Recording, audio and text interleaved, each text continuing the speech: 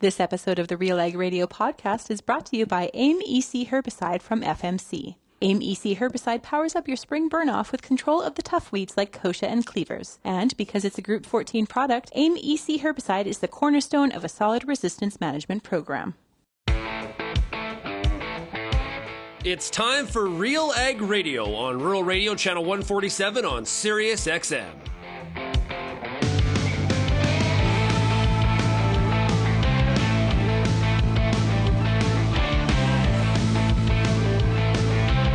RealAg Radio and RealAgriculture.com is your home for insight and analysis of the issues that are impacting your farm business. Let's get real and get connected with RealAg Radio.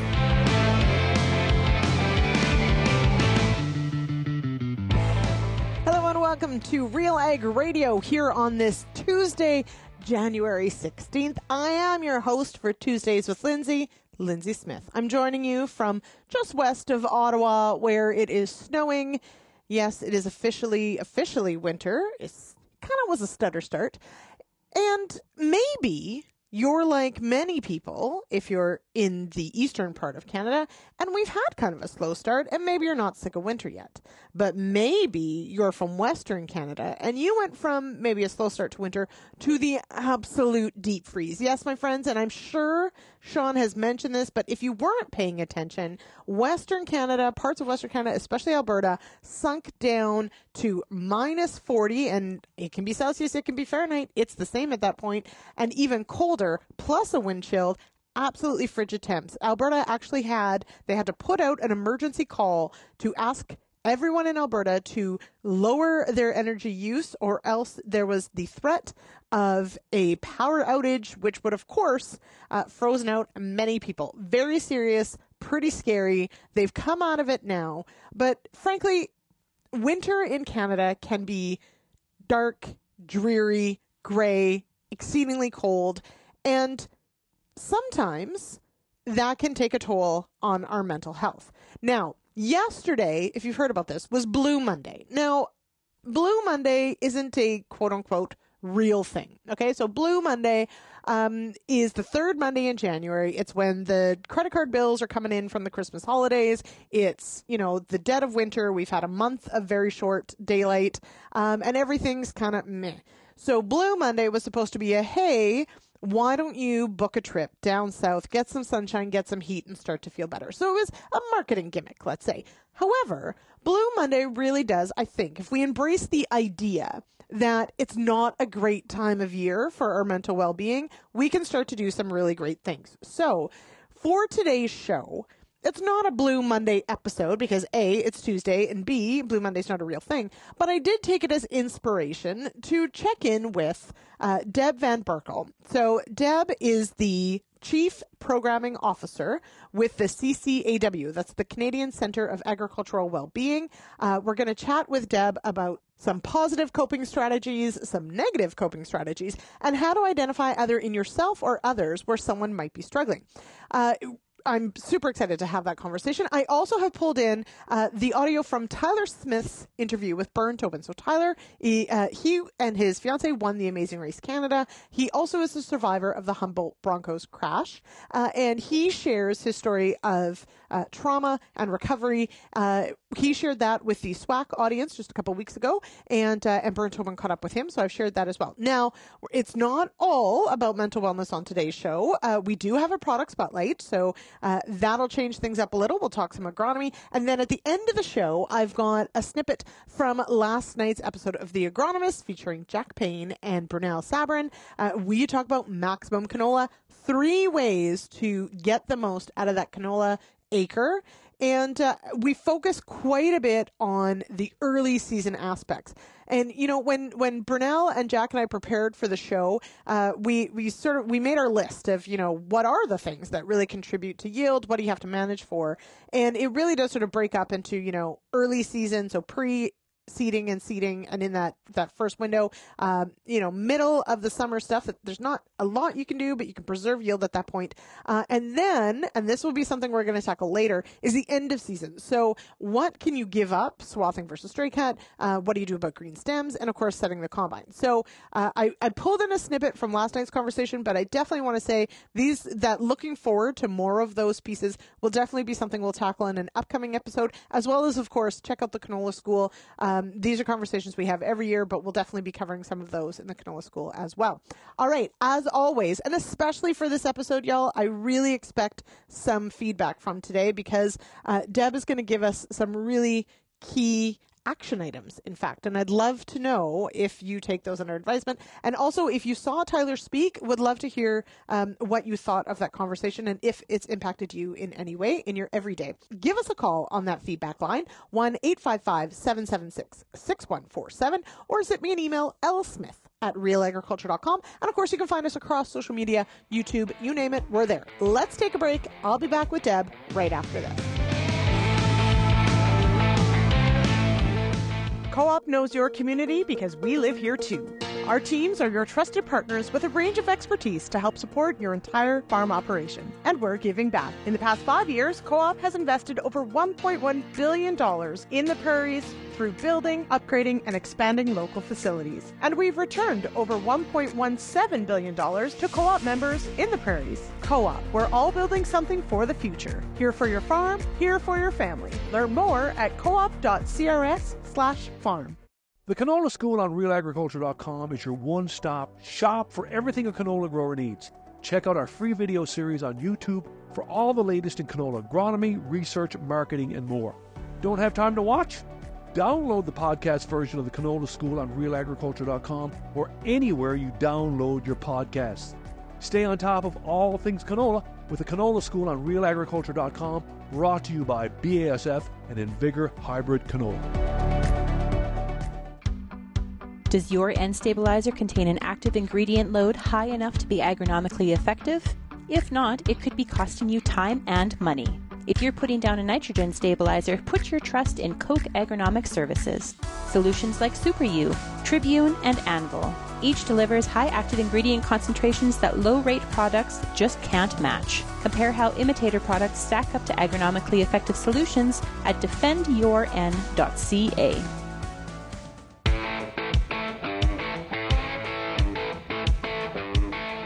Welcome back to RealAg Radio. I am your host, Lyndsey Smith, and this segment is brought to you by Co-op.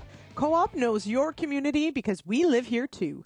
Our teams are your trusted partners with a range of expertise to help support your entire farm operation. Co-op, here for your farm, here for your family. Learn more at coop.crs/farm.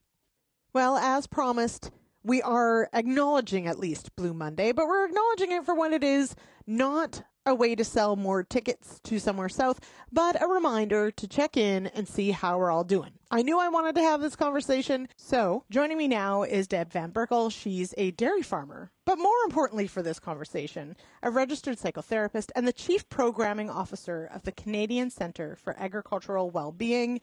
Welcome here, Deb. Thank you so much, Lyndsey. Okay, I am so excited about this conversation. It might be a tough one, but it's an important one. So I want to start though with, for those who don't know, and you know, the CCAW, as we'll call it, is relatively new. Mm-hmm. So who or what is the Canadian Centre for Agricultural Wellbeing? We are a national organization that has come together as of November 2022, and we are currently working on all sorts of things that are farmer mental health related. So we are doing research, we're doing programming, we're doing education, and we're working on everything that kind of has been asked for the last few years from the farming community, also from the farming industry, and everybody kind of in between. So we're diligently working right now on all different types of things that we can offer specifically to the farmers, the farm families, and anyone who really works within the farm industry. The name is for Agricultural Wellbeing, which I love. When we talk about our mental wellness, there's a difference, of course, between wellness and illness. And I think sometimes sometimes confuse, someone who's struggling with their mental wellness isn't necessarily having a mental illness. Like, there is a difference between the two. So how do we sort of make that line and distinguish between the two? So it's a great question, and it's one that's so important because people really do not still understand what mental health even means. And so when we think of mental health, a lot of times we go automatically to the mental illness. Mm-hmm. And then lately, in the last few years, it's all been about mental wellness, mental well-being, and it sort of encompasses what it actually means. So kind of taking your mental health and putting an overall arch on it to mental well-being. So the difference of kind of looking at the two is mental illness is a diagnosis, whereas mental health is a part of everybody's day life. It doesn't mean that everybody has a mental illness. It just means that every single person on this earth has mental health. It's your mind. It's what it encompasses, whether it's healthy or unhealthy, any given day at any given time. Mental illness is when the doctors kind of give you that diagnosis, or a psychologist and whatnot. And when we look at the mental wellness or well-being, that's a person that's engaging in whatever is going to help them really succeed, fulfill their life, whatever is going to work for them at that time. When we're looking at the mental health or the mental well-being or the mental illness, the biggest thing that I tell people as a therapist is that if you have an illness or if you have a diagnosis, it doesn't mean that you don't have mental wellness or that you don't have mental well-being. It just means that you have a diagnosis, and it just means that you have to work harder at your strategies. And just because you have that you're feeling well and that you have mental wellness, as you would call it, because you have good coping strategies, doesn't mean that you won't get a diagnosis or that you can't fall into sort of negative mindsets for things. So I'm going to, and tell me if I'm way off base, but I like to try and bring the mental wellness and the mental illness sort of conversation into something maybe that's more cut and dried, because I think that might help. But I think about, like, we all have a heart, right? That heart exists, but sometimes it has disease, and then we address that disease. But there are things we do in the everyday to keep our heart healthy, and we still have that heart. So I sort of think about it in more physical terms, right? That we all have a mental health, and that would be like we all have a heart, but at times that heart is going to have a clinical issue that needs addressed. But we can do things like eat well and exercise and all that keep our heart healthy, but still things might happen that our heart might be ill.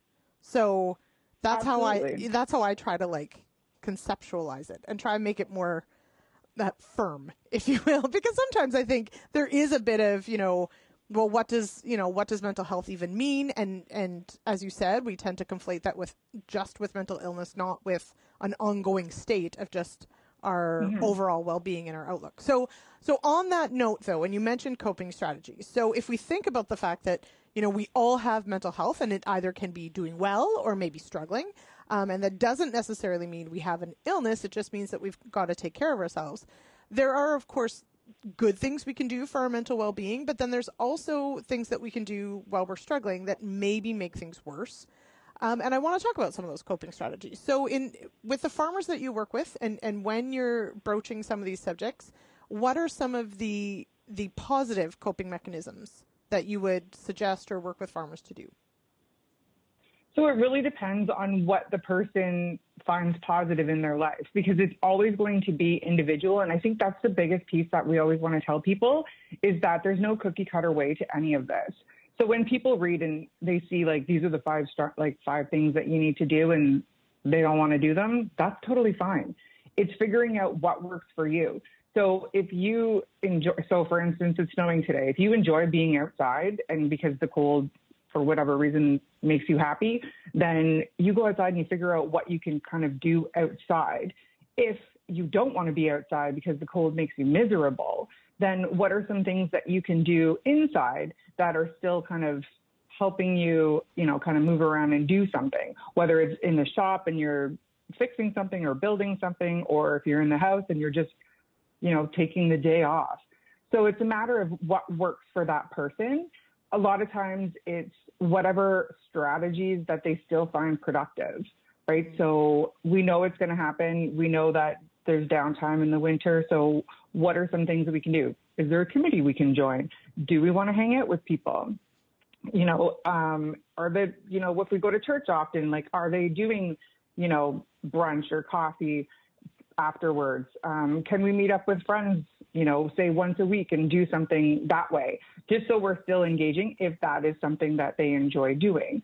So it's just figuring that part out, but also kind of making yourself do it. So no different than what you were just talking about with the heart, where we have to kind of, you know, keep it beating. So we got to do the healthier components. Same thing with your mental health. It's just figuring out what works that maintains that productivity where you feel okay and content with what you're doing. So for someone, though, let's say, whose mental wellness is perhaps struggling, so what might some of those symptoms look like? And I know that's a broad question, but I'm thinking about, you know, like someone who's maybe grumpy or has a short temper all of a sudden, or somebody who, you know, used to like going outside but doesn't want to anymore. Like, what are some of the things that we would recognize in ourselves or maybe others that might signal that, like, this is, you know, something that's maybe not doing as great? Yeah, that's a great question, Lyndsey. And the reason why I say that is because so many people will say you cannot see mental health. And it's a farce. You can absolutely see mental health. If you know the person and you know them well enough and you see that their behavior is altered. So, you know, for instance, they're usually a jovial, happy-go-lucky, you know, can kind of let things fall by the wayside where they don't take them personally. And all of a sudden they're starting to become very irritable. They're very, you know, angry outbursts, their snapback comebacks. They don't reach out, or they don't, you know, answer texts or calls or something like that, or they don't go to the events that they once went to, like if they were going for coffee or if they were a part of the committees or whatnot. So you can see things starting to happen, or if they show up and, you know, for instance, there's milk meetings, and I say that because we're dairy, and they, you know, usually will change their clothes, but they've been showing up in barn clothes and they look completely disheveled, and that's not usually the way they look. You can tell, you can see all of these things. So those would be telltale signs, anything that's altered in their behavior. And so whether it's physical or emotional, so again, those comebacks. And so those are the signs that we're going to look for, and then recognize that something may be up versus, oh my goodness, like, you know, they're so mean now, like what's going on with them? It's, oh, something may be happening that we don't know about. And so it's at that point that we can sort of take that step back and go, okay, something may be going on now. The judgy. It's easy to be judgy, right? Instead of stopping, it's super right? easy. And being like, okay, this person doesn't usually bite my head off. Why might they be biting my head off now? Absolutely. Right. Instead of being like, hey, that was mean. So I love that we can see, at least in part, our mental wellness, which I think is pretty fantastic. And I will just personally, at a time where I was struggling, I had a friend who had stopped in and stayed for a bit, and he noticed that something was off. The house was a mess, and I looked terrible. And he left, but then he called back and he's like, "Are you okay?" And we talked about it, because at first I was kind of defensive, but he said, you know, he's like, what kind of friend am I if I don't check in? And and that, I think, like, that was invaluable to me, because it showed that he cared enough to call and say, I noticed that this is different, so what's going on? And that is really important. Now, along those lines, though, there are, of course, all sorts of perhaps less positive ways to cope with stress, challenges, emotional issues, those sorts of things that maybe get away on us. And I can think of a few, but how do we manage, or how do we know when perhaps those negative coping skills are really not serving us? And I think about maybe, you know, substances or excessive screen time or withdrawing or those sorts of things. Like, how do we recognize and perhaps address some of those? Well, the biggest thing is most people are going to know that something is wrong inside of them. They just don't know what to do. That's the biggest piece. They know that something is changing because people can feel it. And that's probably the number one thing when people will call me and say, I don't know what I need. I just know that something's off. And so it then takes somebody to really kind of start talking to them to bring them sort of down to the core, which is what the actual problem is. So whether it's stress, anxiety, the financials, like those are just the broad terms, but it's all the pieces that are causing it. Mm-hmm. And so when somebody starts to drink excessively, so wintertime, you're inside a lot. So maybe, you're accustomed to having a drink, after work, or, you hang out, do all these things, but now you're having like 3 or 4, or you're noticing that it's like multiplied, or you're starting to do things that you didn't, like certain substances that you didn't do before, or your eating habits, like you're not feeling good because you're eating so much more, or you're not eating at all.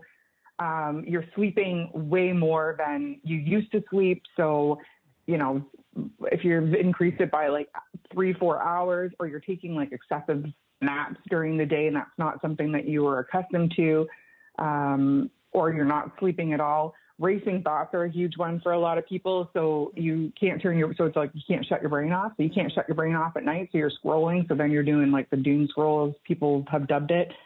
Or you're waking up in the middle of the night and you can't fall back asleep, or you're waking up in the mornings. And sometimes people wake up in the mornings like in a panic, or they have anxiety, and lots of people will say like, I wake up and I don't know what is wrong with me. I've just got all of these like feelings inside, like the shakes and, the racing heart, the impending doom that something's going to go wrong today, or what am I going to do today, or today's another crappy day out.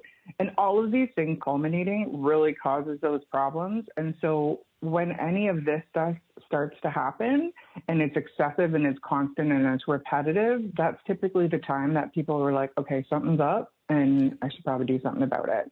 And so they start to kind of talk to somebody, whether it's their partner, their spouse, a friend, and then someone goes, yeah, have you, like, sure, I know lots of people that have had that, or I've had that, right? Mm-hmm. A lot of times that validation is really what people need. And then they kind of take the next step. And a lot of times it is just talking to somebody. It doesn't mean that you're going into like, therapy for years and years and years. Sometimes it's just a couple conversations just to check in and see what's going on, find some different things to do that work for you, and go from there.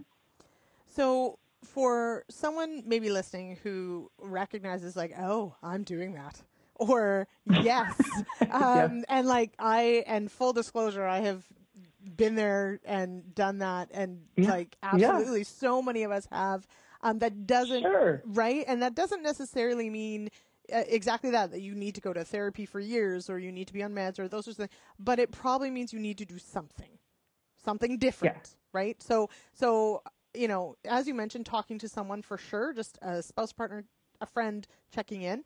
As we close out here, because of course we could talk about this the entire show, but I can't. I have to take breaks, etc. Yeah. But where could someone go, let's say, if they're not comfortable speaking to maybe their partner or a friend, or not sure where to go? What resources could you direct them to at least as a starting point, maybe? Currently, so if we're looking in strictly Ontario, because I know that you're Ontario, but I'm not sure all the listeners are from everywhere. So in Ontario right now, they have what's called the Farmer Wellness Initiative, and that is a couple of different things. So they have the crisis and they have the counseling line where people can access services at no cost for an indefinite amount of time. CCAW is also working on that as well for all of Canada. There's also Do More Ag has a great website for all of their resources across Canada so that people can access. Sometimes it's just learning about something. So a lot of times people will just want to find out about mental health. So In the Know workshop is a great resource for some people just to learn specifically about all the core components, so anxiety, depression, all of that, strategies, kind of what to do with it, and really just sort of looking within, your community as to what's kind of available as well. There's so many different things. It's really specific for what you're looking for. Mm-hmm. And can I just say that 10 years ago, when I asked you that question, you probably would have said, there's not a lot. We have, as an industry, I think we should be really proud. There's lots of work yet to do, but we have come leaps and bounds, I think, in the last 10 years on this topic. So the fact that we have resources is pretty great. Yeah, absolutely. And that is something that we've been working on diligently, because farmers are a really amazing group of people. and we want to make sure that we have services that are tailored specifically for them. Deb, let's leave it there. Thank you so much for joining me on the show today. I really appreciate it. Thank you so much for having me. I really appreciate it. We've got to take a break. I will be back with more of RealAg Radio right after this.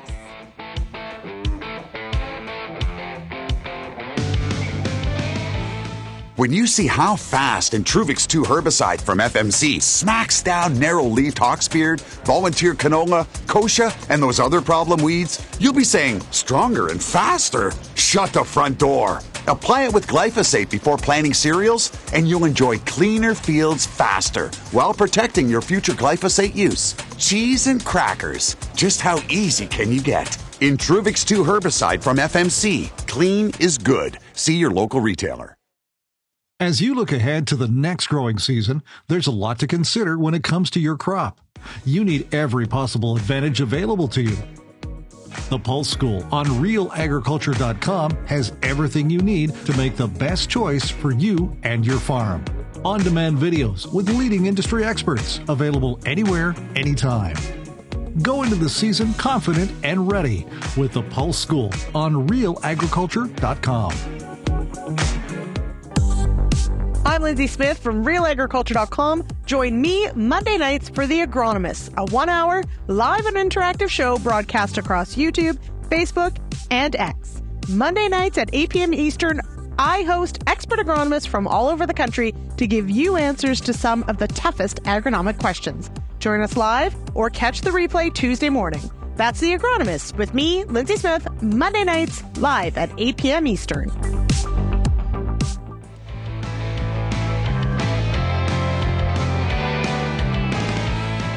Welcome back to Real Ag Radio. I am Lyndsey Smith, and it is time for a product spotlight. Joining me now, Jordan Wolkowski. He's product manager with FMC Canada. Welcome here, Jordan. Hey, Lyndsey. How's it going? All right. So this is pretty exciting. We're going to talk about Intruvix 2, and I hope I'm saying that right. What is new about Intruvix 2 herbicide? How is it different than the original? Yeah, so our customers had asked us about higher rates, and we listened, Lyndsey. So Intruvix 2 herbicide now has the full rate of carfentrazone, and it's a new all-in-one dry formulation. So with that higher load of carfentrazone, we're seeing a wider spectrum of weed control. And Intruvix 2 herbicide now has over 50 weeds on the label. So this is by far our largest burn-off label yet. Intruvix 2 is also a more convenient all-in-one formulation. So it treats 40 acres per jug. You're not dealing with co-packs anymore. Just dump and go. What can growers expect when using Intruvix 2 herbicide? Yeah, Intruvix 2 herbicide, it's fast and it lasts. So you get that group 14 in there that really speeds up the burn-off, while that group 2 component provides long-lasting activity right down to the root with no regrowth occurring. So with group 2 herbicides, you don't typically see symptoms for about 2 weeks after application.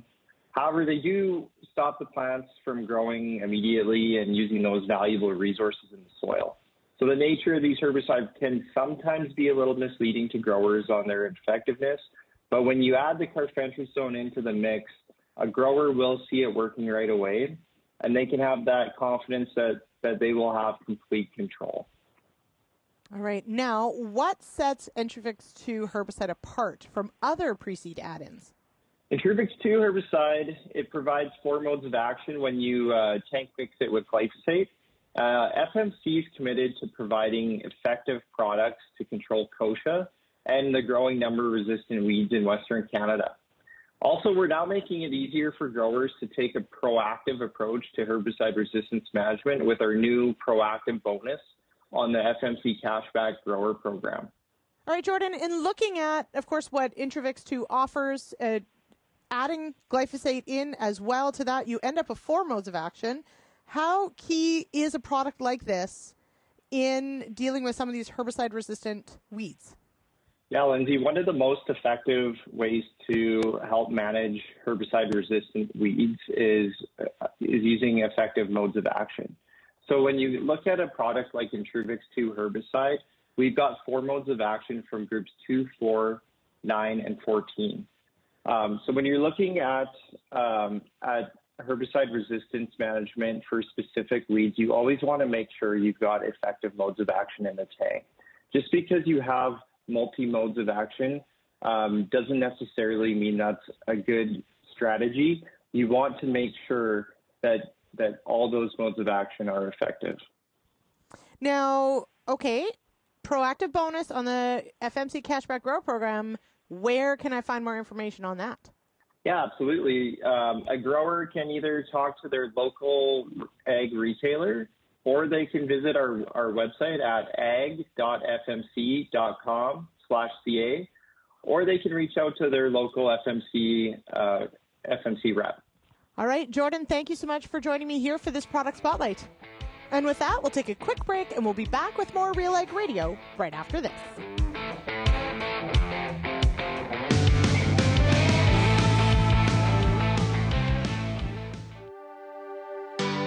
Whether you're in a career within an organization, starting your own business, looking for your dream job, running your own farming operation, operating a company in ag or food, or want to hone your overall life skills, this conference is for you. Celebrating over 10 years of bringing women in ag together, join the Advancing Women Conference in Calgary on March 17th, 18th, and 19th.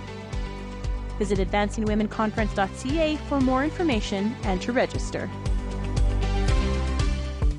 There's a reason we call it the Corn School. Videos on everything from planter setup to weed control, field trial results, and the latest yield strategies. The Corn School on RealAgriculture.com has the information and advice you need to help you succeed. Brought to you by Pride Seeds and BASF. Corn School episodes are available at cornschool.com, from RealAgriculture.com, or as a podcast in your favorite podcast app. Check out the latest Corn School episode today.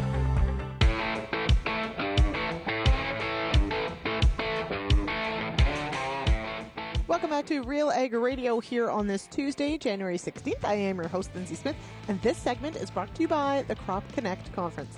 Time is running out to register for the 2024 Crop Connect Conference.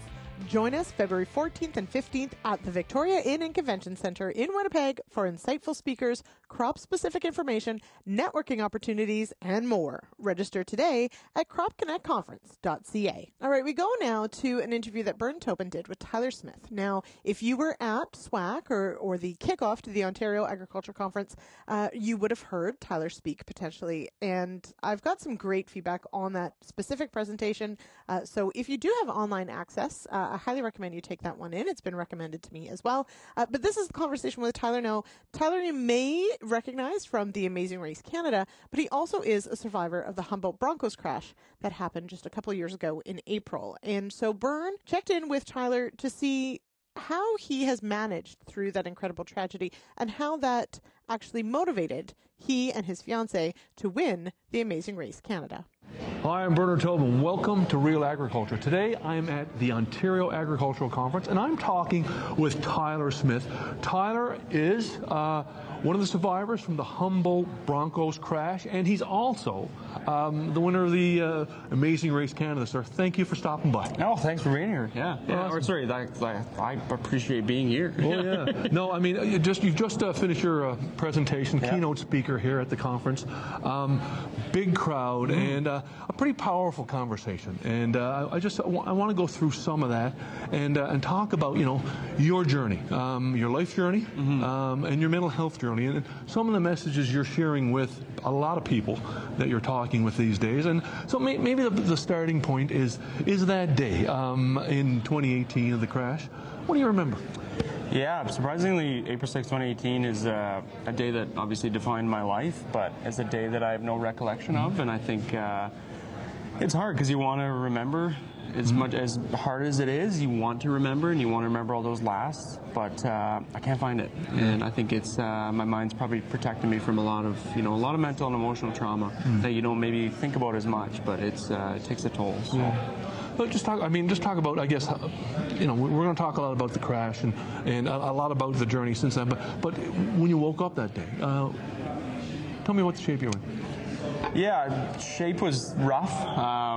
Obviously, at the time, I knew physically I was in a rough shape, suffering, a couple broken bones and a stroke and some nerve damage and a lot of those things that, can take a toll on your body. But I think for me, the biggest thing was the mental and emotional aspect. But I didn't realize that yet. I had no idea the actual toll that was taken on my mental and emotional. I think the shape I was in was just solely focusing on the physical in hopes that the mental and emotional would just follow. Yeah.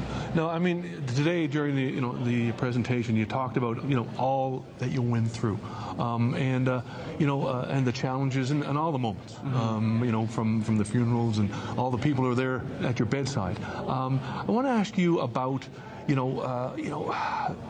you talked about you're a people person, you're a family person, and you thought more about everybody else. It was difficult to deal with. It was easier, I guess, to help your family and help others. Yeah, I think it was just like second nature to me, honestly, just like take care of my people. And I never understood mental health. I never understood grief. I never understood like how long. And now I realize that obviously this is something that I'll think about every day for the rest of my life. And I think at that time I just wanted to make sure that my people knew I was good. Yeah. And I did my very best at distracting everybody else and myself kind of from what was actually going on. But I mean, it took a long time. Yeah, but you got there, and it was a difficult sort of journey at that point. But you tell people it's okay to ask for help, and you asked for help. Can you tell us more about that? Yeah, I think it's very vulnerable to get to a mindset where you actually need to tell yourself that you need help. And for me, it was luckily my billet mama, and she was able to help me get on that journey of, all right, you're gonna promise me that you seek help. And I think that was it's a very vulnerable thing, and it's a time where you kind of have to succumb to the fact that you're in pain and you're struggling and there's a lot of work that needs to be done. So it took a long time, and I think probably almost took almost a year. But for me, I knew that I needed to start embarking on that journey, or else I was going to start losing the people that loved me, and I couldn't have that. Yeah, and you talked about that help. Sometimes it's listening. You're a therapist. You sought out therapy, and it was just an opportunity to talk, some good listening. You can get help in so many different ways. Yeah, I think that's the hard part. Is I thought there was kind of like the perfect way to go about it, but now I realize that everybody's journey looks so much different, and everyone's growth looks so much different. So what works for me might not work for everybody, and I think I just needed to almost get to a place where I can just trial and error and figure out, okay, this is going to work, this might not work, I can keep doing this, I can keep, put some more effort into this. And I think that is a hard part, because some things don't work and you get discouraged. And I think I want people to remember that don't get discouraged. I mean, even if you don't find the right therapist right away, I mean, everything does happen for a reason in some ways. And I think just trust the process and keep the faith that, you're going to find what works for you. Yeah. Now, I want to come back to this conversation, but I want to shift over to the Amazing Race for a second. Yeah.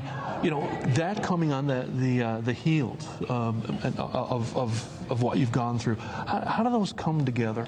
From one, I wouldn't use extremes, but just emotional ride to another.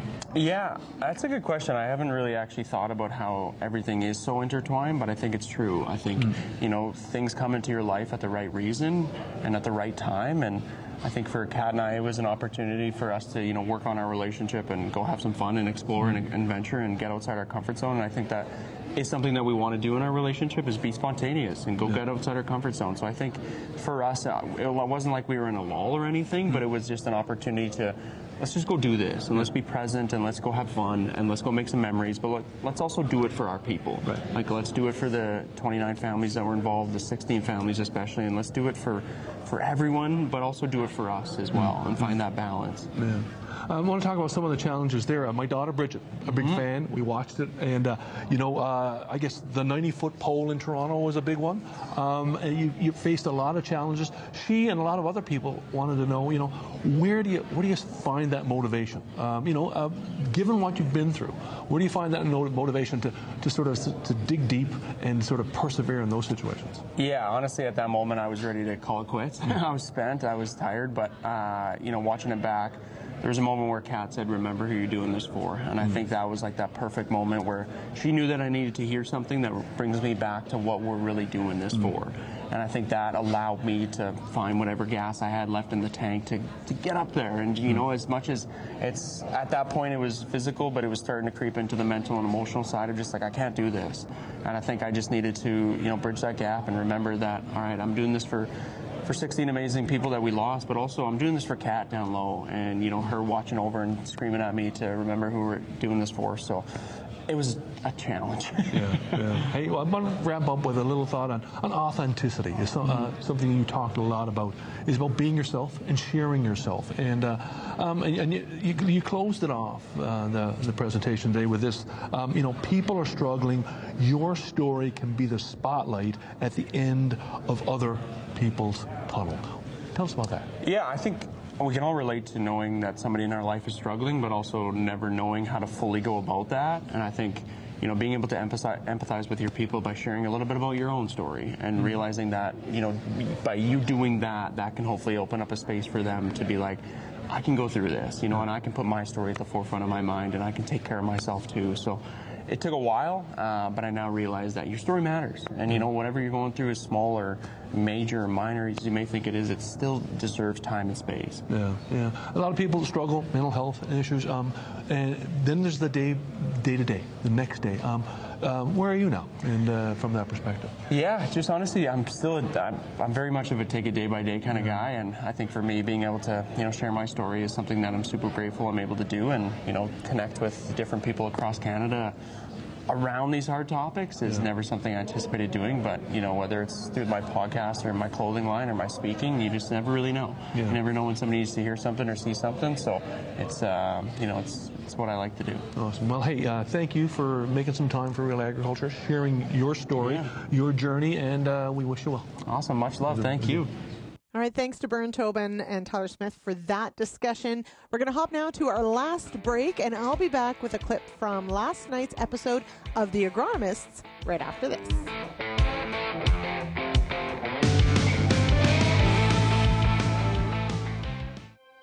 CDC Endure is a new oat line from Alliance Seed. High yielding with excellent disease resistance and the quality end users ask for, all in one great oat variety. CDC Endure provides the high beta-glucan levels to make heart-healthy products like breakfast cereals.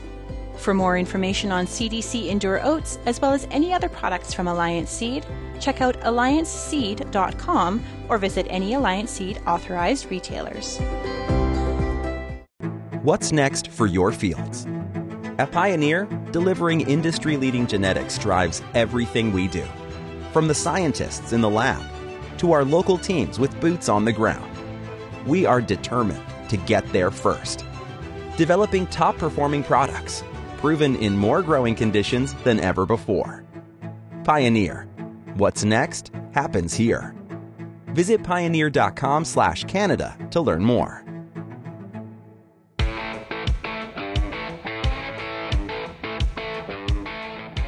Back to RealAg Radio. I am your host, Lyndsey Smith, for this Tuesdays with Lyndsey, and this segment is brought to you by the new Oxbow cereal broadleaf herbicide from New Farm.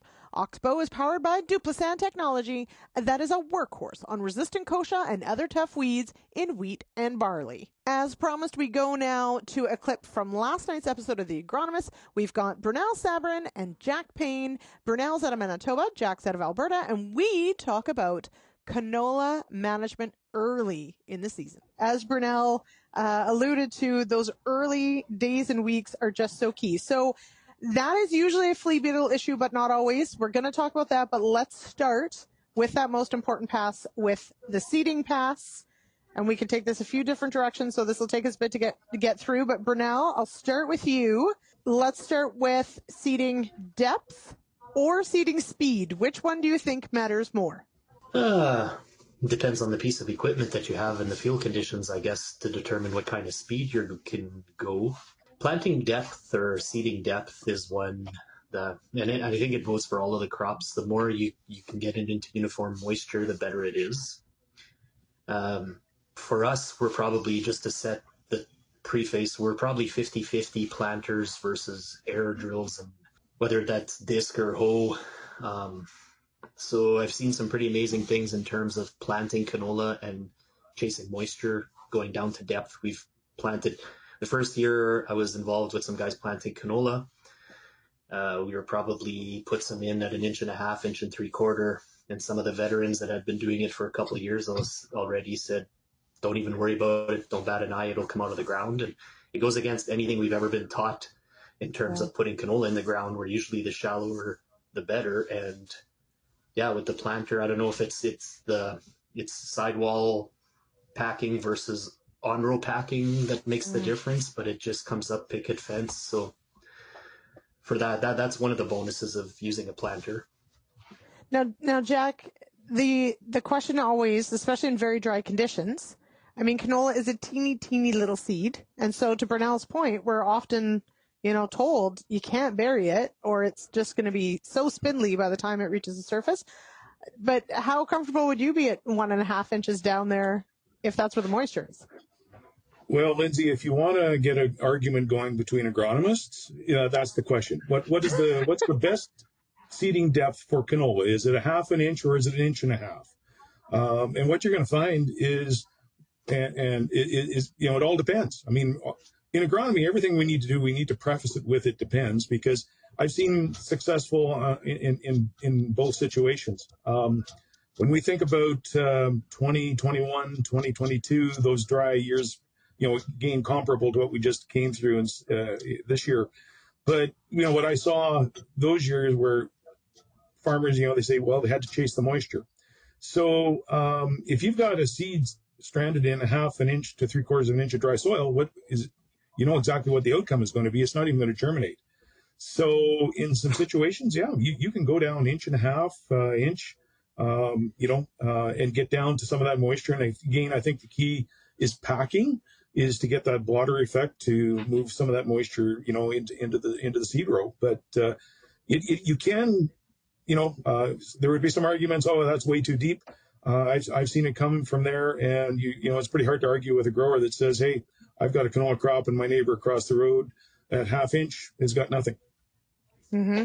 And to put this in perspective, Jack, I mean, we saw just last fall where spring crops did not germinate all summer, and with a bit of rain late in the year, they germinated in the fall. So that's how dry it was. It is possible to not get enough moisture in that top inch, right? So it definitely happens. Now, the key here, Brunel, that you touched on though as well is, we talked about compaction potentially, but also in the uniformity of that. And you said 50-50 seeders, air seeders, let's say, and planters. We also know there's a lot of farmers out there that aren't using terribly sophisticated seeding equipment. So, and I'm saying that with all kindness, I understand, but this crop has gone on with planes before, and harrowed in. Mm-hmm. So how important then, and we said it's resilient, is that uniformity regardless of depth? Well, a good rain fixes everything. It fixes all of our seeding sins. So talking about broadcast seeding or by a plane, being on the floodplain that we are, we've been there, done that. There's a lot of heavy harrows with Valmar kits, or it gets floated on and then just scratched in. We've had some of our best catches of canola where we've just barely scratched it into the ground, as long as we had the right rain or the right moisture to get it going, and then it's off to the races. Now, I started farming, or my ag career in ag, in the early 90s, and we were in a very wet cycle here up until the early 2000s. So for me, that's my norm, and generally we can always count on a rain here to get the crop going. So we've always planted on the shallower side, but these last couple of years being in a drier bias, it's really hurt a lot of us going too shallow. I had a guy that had a hoe drill with 3-inch spoons, and he put his wheat 3-4 inches deep this year. Compared to the neighbor with the disc drill, it looked awful coming out of the ground, but it found moisture and it followed all the way down. And at the end of the day, I would have, that crop still came out on top over something that was perfect or emerging coming out of the ground. So like Jack said, it all depends. There's no one way that works every single time, and we have to adjust accordingly depending on conditions. Jack, what soil type are you typically dealing with in your region? Oh gosh, we've got everything from beach sand to heavy clay. So again, it's like Brunel says, I mean, you just can't have a one size fits all sort of scenario. So, growers have learned that, and that's why they come up with basically, I guess, a recipe, for their farm as to what will work and what will be most successful for them. But I guess just something, a point I just wanted to make, Lyndsey, was, when you think about it, and again, I'm an old timer now, but, you think back, our plant densities, recommended seeding plant density for canola, 15 years ago, 20 years ago was 10 to 17 plants per square foot. Well, now that's been adjusted, and now we're kind of looking at that, 5 to 8. So because we've reduced our target plants per square foot or acre or square meter, our precision has to be a little bit better, because, when you could play around with 10 to 17 plants, if that was the normal plant population, well, you got a fair bit of wiggle room in there, right?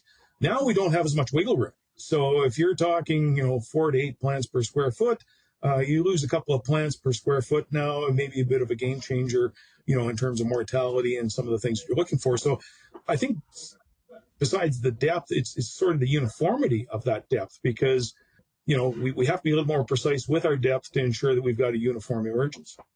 Jack, let's talk about the number of plants and flea beetle feeding. Okay. In that, because we've got some photos we can go to Producer Jay, but what do we need to keep in mind when we're thinking about trying to get through that critical cotyledon stage? Okay. So first of all, just going back to the video clip, they made a point in there about your plant stand, and again, if you've got a low plant stand, let's say for easy figuring, Lyndsey, let's say you've got poor emergence, poor plant stand, you got 2 plants per square foot. You're very much below, what is required. Mm-hmm.